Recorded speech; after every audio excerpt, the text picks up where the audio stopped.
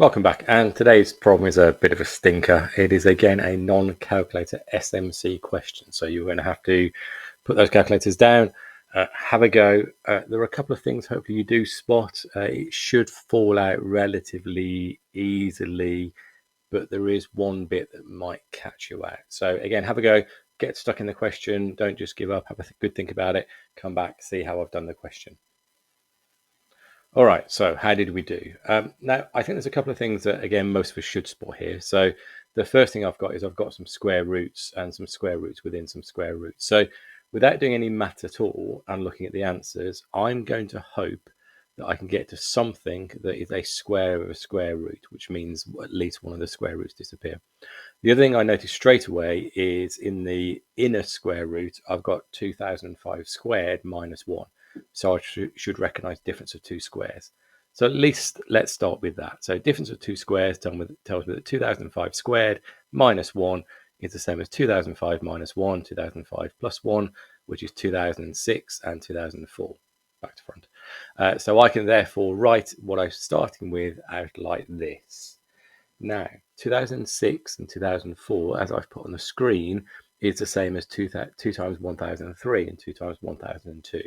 I can at least see where some of these numbers are coming from in the answer choices. Now, when I take the square root of 2 out of both, the square root of 2 times the square root of 2 is 2. So let's do that. So let's rewrite it in the way that I've just said. I'm going to take the square root of 2 out. Now, the square root of 2 times the square root of 2 gives me this thing over here.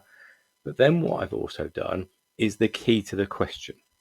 Because in the line at the top, I've still got 2005, but if I want something that I can square root because it is squared, which means the square root sign goes away easily.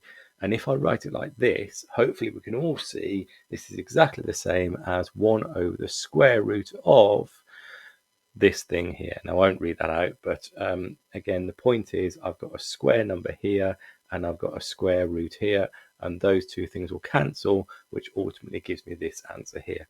And there's my answer. But of course, that's not in one of the choices. Now, I can probably guess which one it's going to be. I can guess it's probably going to be A. And if I was in an exam, I wouldn't do any more work. I would just probably just write A. But let's do the work anyway. So what do we do with this? So I've got 1 over the root of 1003 plus the root of 1002. How can I convert it to one of these answers? Well, what I need to do is I need to rationalize the denominator. Now, again, this may be taught slightly differently elsewhere, but the way that we always teach in the UK is you multiply by, I'm going to call it the opposite, but the opposite of whatever the denominator is. So root 103 plus root 1 over 2, the opposite is root 1 over 3 minus root 1 over 2. And the reason that works is because it creates a difference of two squares.